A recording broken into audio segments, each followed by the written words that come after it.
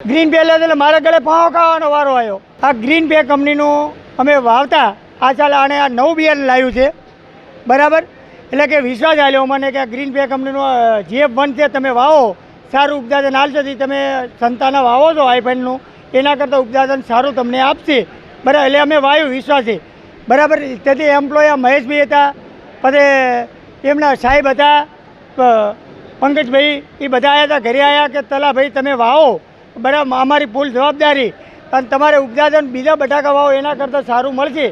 ઉપદાન તો એ રહ્યું મળ્યું જ નહીં કે તું બિલકુલ આ ગ્રીન પે કંપનીનું આ વાયુ ઉપદાન નહીં મળ્યું, 3 મણકો માલ નીકળ્યો હોય અને ઉપરથી કે રીજેક્ટ ખરાબ છે માલ, તો અમે કહીએ છીએ કે તમારો માલ જ્યારે ખરાબ આવે ત્યારે અમે લઈ લઈએ છીએ 2 કિલો 3 કિલો કાપીને। તો અત્યારે તમે કીધું મારો માલ ખરાબ આવે તો તમે લઈ લો ને। આ ગ્રીન પે કંપનીવાળા કે અમારે જોતો નથી માલ, તો આ માલનું શું કરવાનું, ક્યાં મૂકવાનું? અત્યારે મારી હારે મેં આ એને 5000 કટા વવાયેલો છે, મારા અંડરમાં 5000 કટા વવાયેલો છે આ લોકોના। આ લોકો સીધા મારી અત્યારે ખેડૂતો બધાય રોષમાં બેઠા છે કે હવે અમારું શું એમ, આવા જો કંપનીવાળા આવો કરતો હોય અમારો ખેડૂતોને હવે મારે શું જવાબ આપવો?